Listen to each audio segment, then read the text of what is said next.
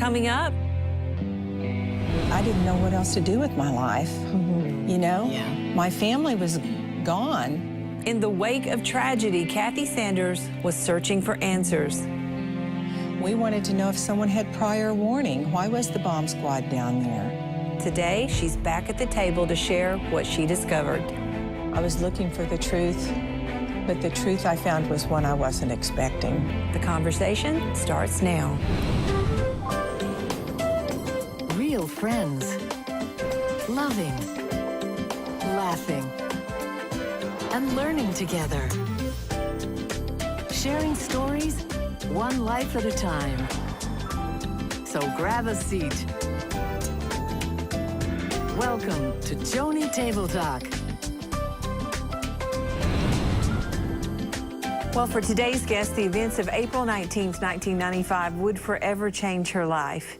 Yesterday at the table, she joined us to share how her family dealt with one of the most tragic events imaginable. Take a look. April 19th, 1995 was anything but an ordinary day for Kathy Sanders.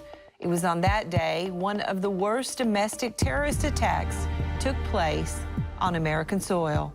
The Oklahoma City bombing took the lives of 168 people, including Kathy's grandsons, Chase and Colton. Kathy and her daughter Edie unwittingly became the faces of grief following the explosion at the Alfred P. Murrah Federal Building. Her anguish plunged her into a desperate search to find the answers she wasn't getting from authorities surrounding the bombing. While searching for the truth, the unexpected happened. Kathy Sanders forgave the unforgivable. Well, I can't imagine having to deal with the loss of two grandchildren, and I know we will never forget the story of Colton and Chase, but there's still so much more of her story to tell. So I want to welcome back, along with the ladies of the table, Kathy Sanders. Welcome. Thank you. It's good to be here. I read your book, and it's out in bookstores now, entitled Now You See Me. And Cindy actually asked you about the title, and you said so much of the story you had done privately, but this book tells it all, and of course now we get to see and hear your whole story. I think an important part of your story is the forgiveness aspect, and all of us sitting at the table are saying we all have children, and a couple of us have grandchildren. How do you forgive? Well, it's one step at a time. Forgiveness isn't an event. For me, it wasn't. It was a process. I never woke up and thought, this is a good day to forgive the men that killed my grandchildren. I just took baby steps. The first little step I think that I took was when I was at the courthouse in Denver. The court recessed. I saw a little woman out in the hallway, a little elderly woman with a long black coat on. She looked much like Aunt Bee off of Mayberry. Mayberry RFD. That's right. We all watched that. That's right. And I could see people were talking about her, but not to her. And then I realized it was Terry Nichols' mother. And I just felt led to go over there, and I began to introduce myself. And Terry Nichols, for those who maybe didn't see the program yesterday. Yes, Terry Nichols, the Oklahoma City bomber. It was his mother. And, you know, I just couldn't imagine the grief she must be going through. Nobody wants their child to grow up and do something so heinous. Yeah. So I went over to her, began to introduce myself, and she said, I know who you are, and she began to cry. And I put my arms around her, and I said, I want you to know how sorry I am for you and your family. And that began a friendship of sorts. And she said she was sorry, didn't she? Yes. For what had happened with you. She was very sorry, yes. So we began to sit together in the courtroom, and we began to eat lunch together. And I bet people are like, what in the world is going on here? This makes no sense. No, Right. It doesn't. well, it makes a little bit more sense if I fill in. My husband and I had a lot of questions after the bombing. 2020 came and did a whole story about the questions we had because we thought there were more people involved. We didn't think we were being given the full truth. We wondered why the bomb squad had been down there. And so the families joined together on the local news station and banded against us. They were really angry that we had those kind of that show aired. So when I went into the courtroom, I wasn't sure how welcomed I was, and perhaps that was just on my part, but I was a little bit worried about it. And maybe I was looking for a friend too. And I saw this little woman and I just felt led to go over and talk to her. And we just hit it off and we began spending a lot of time together. So there you have Terry Nichols' mother and the trials going on. What exactly happened in that trial? Well, he was convicted. They came to the point during the sentencing phase. The lawyers came and asked me if I would testify on Terry's behalf and ask the court to spare his life. And boy, that took me back. I'm in a room full of lawyers and they're wanting me to do that. And it's like, I lost my grandchildren, I lost my husband. How do you expect me to do this? These people already hate me. Now you want me to ask to spare his life? Because your husband had gotten cancer and had died within the 2 years after the That's bombing. right. Yeah. Just a few weeks before the trial.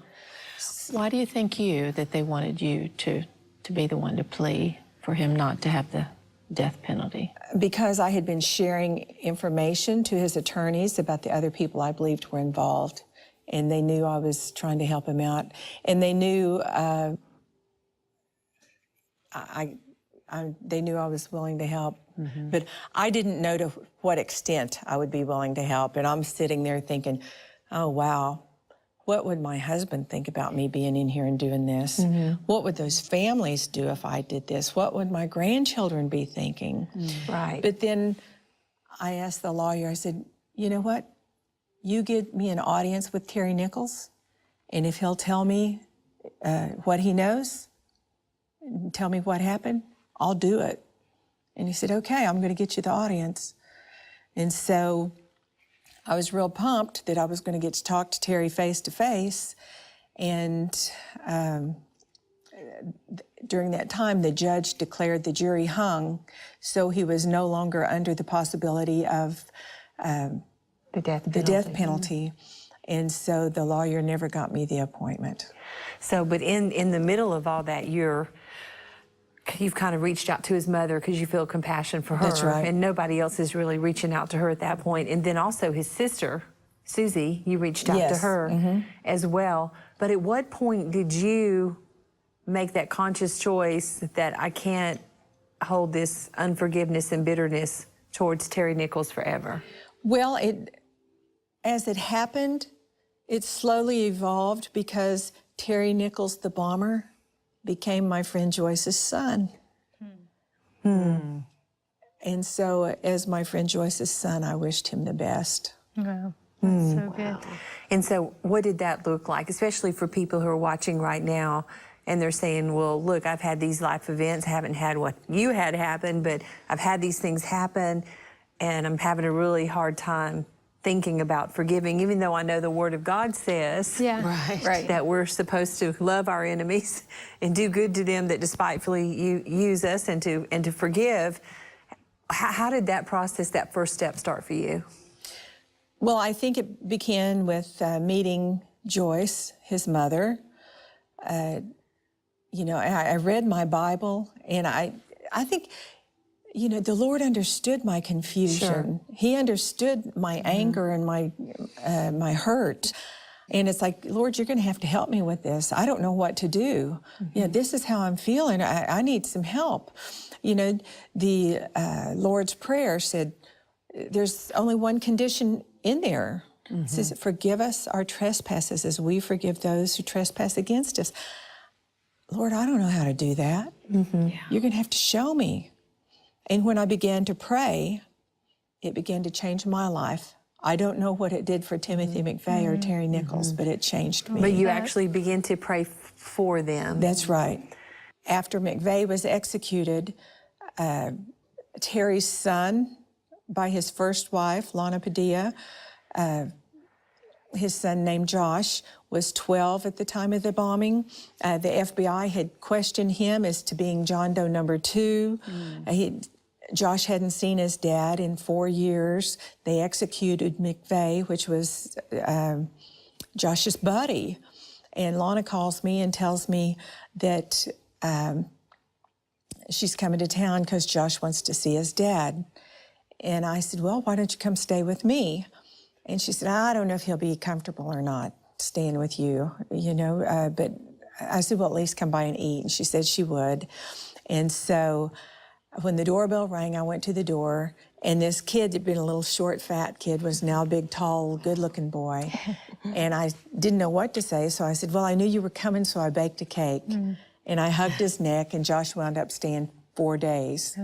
I didn't tell Edie that they were there. I didn't tell anyone there. I didn't want the neighbors to know. I didn't want the media to know. After 3 days, Edie calls and says, what are you doing? And I said, I'm sitting here talking to Josh Nichols and Lana Padilla. And she goes, you are? And I said, yeah. And Lana gets excited and says, I want to take you girls to dinner tonight. And I said, Edie, you want to go to dinner? And there's this long, pregnant pause. And she goes, well, I guess. But she comes to the house in her own car because she had a meeting that night. But she was going to go to dinner with us. And she has my new grandson, little Glenn, with her. And little Glenn runs to get in the car with me. And Lana gets in the car with me. And Josh is about to get in the car with me. And Edie says, Josh, come ride with me. And I knew that was a big thing. I looked at Lana and I said, can you imagine what the media would think if Edie Smith and Josh Nichols, the Bomber's sons, out on the town together? When dinner was over, Edie left with her in her car. Josh gets in the car and he's shaking his head. I don't believe it. I don't believe it. And I said, what don't you believe, Josh? And he goes, she liked me. I said, well, what's not to like? And he goes, yeah, but she said she liked my dad too. And I said, yeah, Josh, we're Christians and our Bible tells us to forgive. And Josh had been telling me these stories, how the kids had nicknamed him Bomber, and how that he was being randomly beat up and how he had dropped out of school. And he was really mad at his dad. And I said, you know what, maybe you better forgive your dad too. And I got to share Christ with him. And it was a life-changing experience. You know what I love is that, I don't know how you did it, but you looked at those people like his mom and his ex-wife and his son as real people. And real people make mistakes. Nobody's perfect, and some mistakes we magnify bigger, and I know that's a huge mistake, but I think that was part of your process that helped you to be able to forgive. His mom was a mom. That was her son. Yes. She didn't want that, and so you had that compassion just like Jesus does, and when we get to that place where we feel like Jesus feels, then it opens our heart up for forgiveness. So that's amazing to me. Well, I think that you really can't forgive in and of yourself. It's only the love of God in us and through us that we can make a decision to pray for someone who's done something as heinous as that. Absolutely. And, that scripture that says his strength is made perfect in my weakness. I'm sure you found time and time again that you had to draw on your strength from the Lord. Absolutely, absolutely. And my husband was so bitter. He was mad at the government. He was mad at McVeigh. He was mad at God. I watched it kill him. And I knew, God, I can't do this without you. I can't do this alone. You're going to have to help me. Wow. I tell you what, it is an interesting story for sure. Stay right where you are. More with Kathy Sanders when we come back.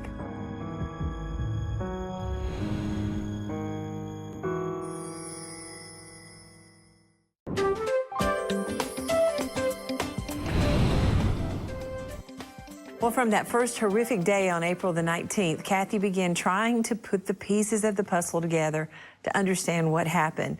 But she would soon discover that things just didn't add up. This led her to conduct her own investigation, and it would take her on a strange journey from a notorious cult compound to a maximum security prison. So as God was working in your life through this, and you've buried the boys, and Edie has moved on. Your husband actually passed away with cancer. You still had unanswered questions. Tell us a little bit about that, because I know this is all the juicy that you want to hear today. So, Well, I felt that I owed it to Chase and Colton. I felt that I owed it to Glenn because I thought he would still be living had it not been for the bombing. So I continued our investigation. We wanted to know, we had found a whole office full of people that had been watching the bomb squad downtown prior to the bomb going off. We wanted to know if someone had prior warning. Why was the bomb squad down there? We had learned there were 22 eyewitnesses that saw McVeigh at the scene of the crime. Wow. Not one saw him alone. When he was prosecuted in court, the prosecutors didn't even call a witness to place him at the scene of the crime because they had a problem because he was with some other individual. right. We found an ATF informant who had been working out of Elohim City. Elohim City, is that like a cult compound, Aryan type mentality, Yes. Nazi, crazy? Yes, It's just- yes. I read it in the book, and I'm like, it's unbelievable Yes. that a place like this Yeah. exists. Yeah. And she had, I saw her handwritten reports to her handler, her ATF handler, that these people there at Elohim City were planning a bombing. Not only that, they had made rendezvous to Oklahoma City on 3 different occasions to target buildings that they intended to blow up. One of them was the federal building.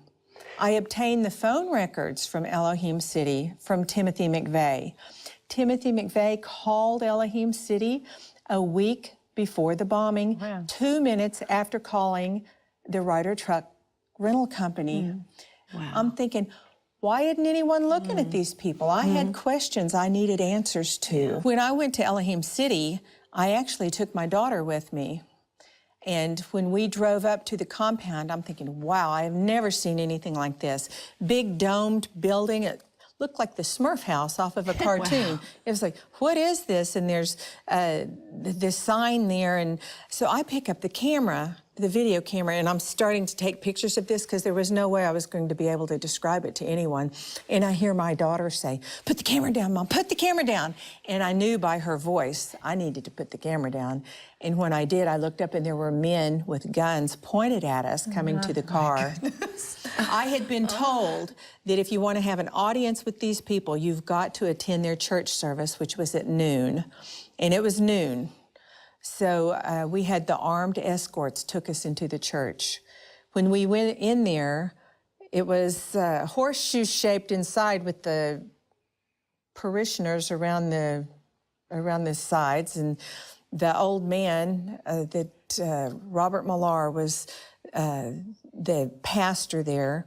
The men were walking around in circles with guns on their shoulders and sidearms and singing some kind of glory to God song and with their guns. And there's this oozy stuff coming from the ceiling. It looked like sprayed on insulation. Don't know what it was. But at the end of their song, the pastor stops and he says, well, I see we have a couple of visitors. Won't you stand up and please introduce yourself? Well, I wasn't sure what I was going to say, but I knew I wanted to endear these people to me because I didn't want to be in any kind of danger. And I knew they had answers at that compound about the ATF informant and the other people that I thought were involved. And so I stood up and I introduced my daughter and myself as ATF's worst nightmare. And we got a standing ovation. So I knew, we had made it into the fold. We're going to be all right here. Wow. And so did you find out anything while you were there? I got to see the gentleman that was making these rendezvous with the ATF informant. I saw his house. I talked to people. They said he was always trying to get them to do bad things. I found out Timothy McVeigh's sister, I knew this, was laundering $100 bills for her brother that he told her were from bank robberies. I found out there's the group of the Aryan, of the Midwest bank robbers were living there. And I think they're the group that was giving him the $100 bills that his sister Jennifer were laundering. I found out a lot. From there, I went to the Aryan Nation compound in Hayden Lake, Idaho. And now that was the scariest place I've ever been to. You have to talk about what they were, when you walked into the church at this particular place, what was on the floor? Well, they had a Israeli flag on the floor, and they wiped their feet on the flag. Goodness. They had all sorts of racist propaganda around in the vestibule there. When I walked in to the auditorium, at the front of the church, down the aisle, by the front of the church, is a life-size bust of Adolf Hitler. My goodness. I went in and I sat down, and Pastor Butler begins to tell me that God had laid a new message on his heart. And he introduced me to the congregation, and then he told me that one man's terrorist is another man's freedom fighter, and that Timothy McVeigh is a great man and a martyr for the cause. He cried as he told me how sorry he was about the little Aryan grandchildren. He said your little Aryan grandchildren, because they were Exactly. blonde and blue-eyed. Yeah. Yes, yeah. I had never heard them referred to like that ever. Wow. I haven't since. But I know as you were sitting there, you talk about in the book how you just wanted to get out of there and take a shower. Oh, yeah. It felt so dirty and nasty. They sang Amazing Grace, how sweet the sound, and when it was over, it's Heil Hitler. And they're in Nazi uniforms. And it was important to me to go there because I knew Timothy McVeigh had been there, and they had helped shape his hateful ideals. My goodness. Yes. So what answers have you gotten as far as what happened that day? I know Terry Nichols was involved, Timothy McVeigh was involved. Obviously, there were some involvements from these compounds as to how that, like you said, they shaped McVeigh's view. I didn't get all my answers. The best way to describe it is I started out on a journey of investigation. I was looking for the truth, but the truth I found was one I wasn't expecting. And what truth And that was was that? learning to forgive. Because you see, I realized today, had I gotten all my questions answered and not learned to forgive, I wouldn't be the person that I am today, and I wouldn't have this peace. I would have answers to my questions and still two dead little boys with no peace. You know, there are some questions you won't know or understand, but that is part of having faith and trust in God, isn't it? Yes, it certainly is. Okay, the 60 Minutes interview, tell us about that. Well, 60 Minutes, they were well aware of the investigating and all the work that I had been doing. They wanted to do an interview with Terry Nichols like they had done with Timothy McVeigh. Terry would not interview with Ed Bradley. The only person, he told him he would do the interview, but the only one he'd do it with was me, that he wanted me to conduct the interview because he trusted me. So when we went to try to make that happen, the warden deemed me a security threat to that maximum security prison. He said that it would be dangerous for the inmates, for the staff, and for the public at large. And it's like, wow. I don't know what that would be. Maybe your red hair. I don't know. It's beautiful, by the way. I got a ticket one time, but I'm no danger to anyone. So that was odd. So we spent about a year trying to get in and kept being refused. So Terry calls me one day and he says, you know what? We need to get this story out. He goes, I'm going to call you on this date. You be in New York and I'll tell you everything. And I said, okay, I'll do that. And I went to New York and I waited for the call. We were told Ed Bradley was sick when we got there.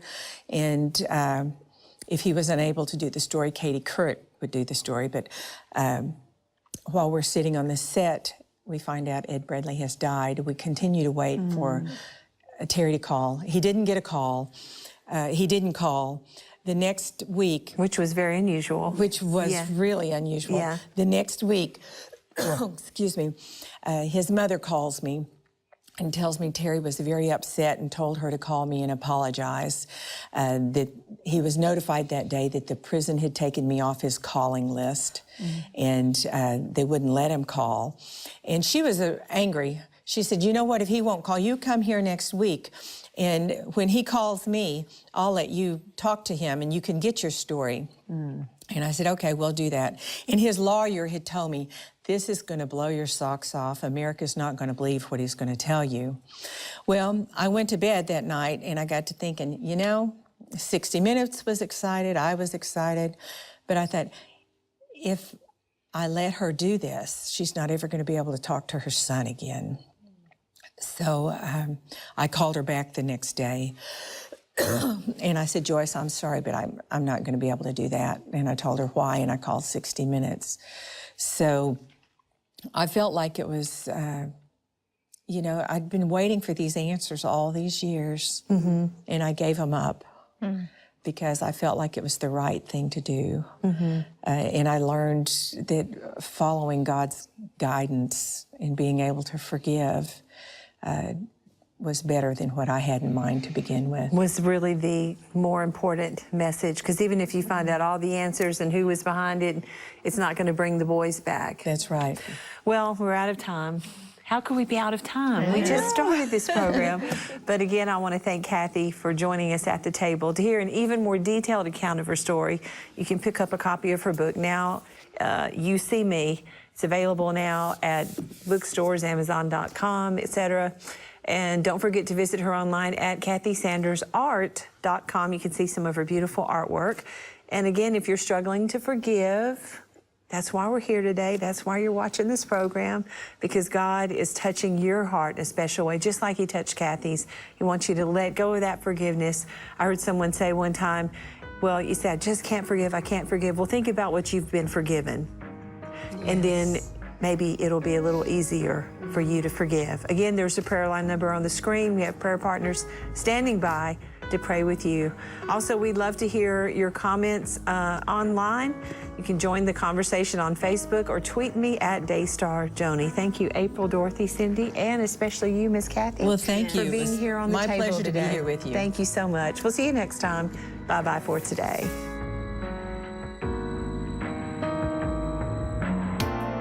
This has been a Daystar television production.